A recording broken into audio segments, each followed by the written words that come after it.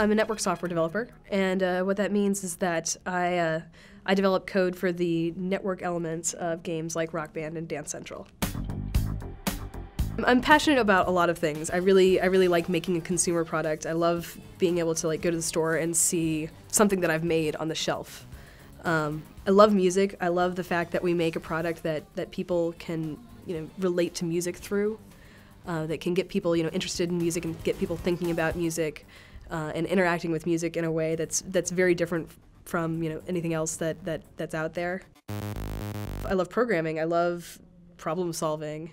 I like working with other people to come up with creative solutions to things. Our number one job is to make the game fun. So the thing I'm thinking about every day, 24 hours a day, well, okay, 8 hours a day, 5 days a week, is what will make this game the most fun? What are people going to be frustrated by? What are people going to enjoy? So it's not like I'm sitting there looking, at a computer screen all day and saying, okay, how do I fix this bug?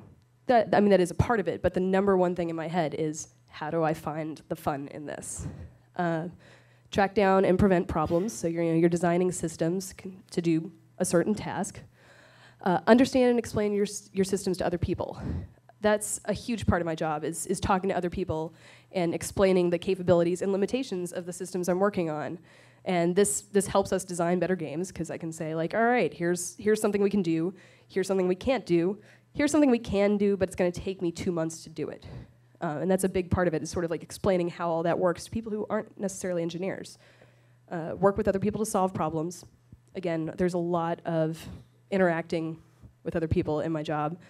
Playing video games. I get paid an hour a week to play our video games, because it's a huge part of it, is making it fun, is playing it along the way and seeing what works and what doesn't.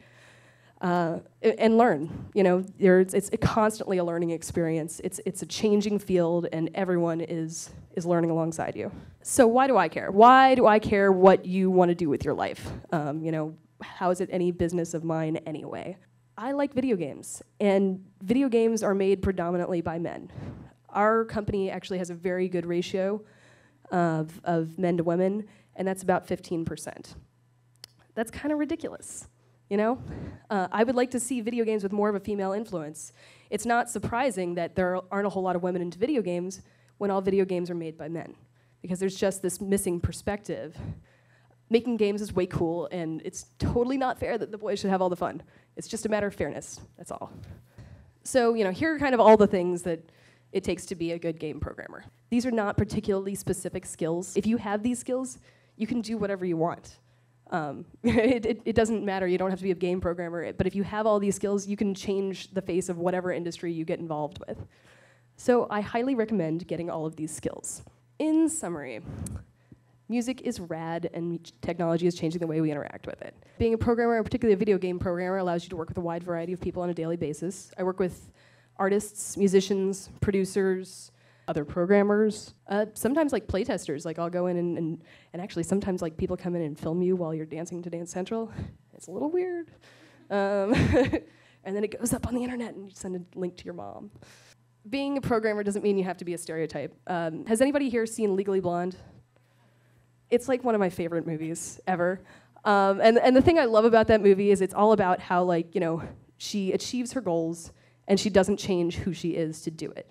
You don't have to be a big nerd to be a programmer. You don't have to let your career choices define who you are. If you like doing it, do it.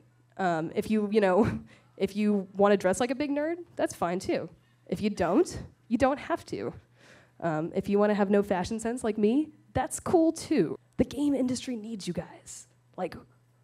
It's ridiculous how few women there are in the game industry, and it hurts all of the video games. And that hurts me, because I like video games. So, ladies, for me, please consider a job in the video game industry, because I would like you to come and work with me.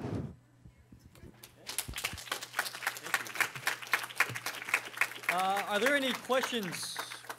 My name's Natalie. I come from Greater Lawrence Tech. I was wondering, what type of experience you actually need to be a programmer, what type of education? That's a great question. So I went to school for engineering, which helps. you don't necessarily have to do that. In fact, the industry is in a very strange place where there are a lot of people who don't have degrees, don't have college degrees. I would not recommend that route because you have to be extremely dedicated and extremely willing to educate yourself. Because all of these people who don't have college degrees have spent a lot of time educating themselves. So, it's sort of the recommended path is go to college in a technical major. Computer science helps, any engineering major helps.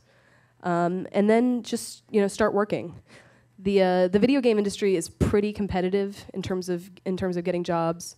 I feel like I was very lucky to get into it, and I came in through a fairly different route. I had a job at working on cell phone towers, and most people I feel like who are in the video game industry do it right out of school, and a lot of them will work on games and stuff during school. That's another good way to get experience is, create your own games. You these days to write code, all you need is a computer. So start writing your own little games, and you learn as you do it. And the first ones probably aren't going to be that good. That's okay. The first time you do anything, it's not going to be the best in the world. But I would just say, just try, and then you can put that experience on your resume and be like, here's some projects I worked on. And people like that. Cool. One more question. Anyone here? Question? Hi, my name is Victoria Nwafor. I go to South Shore Public Charter School.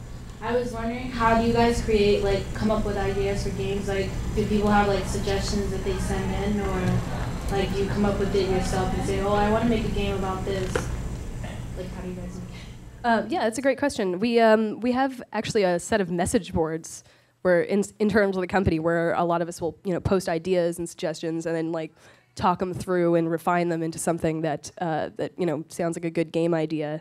And really, games sort of evolve over time. Very rarely will, you come up with a design that's up front, here are all the things we're going to do. Usually what'll happen is you'll have this sort of seed of an idea, and you'll be like, all right, this sounds like it could be fun. Like Dance Central, it's like, okay, let's do a dance game. But, you don't really figure out the specifics until you're actually into it and working on it. The advice I'd give would be to work hard, study, don't get intimidated.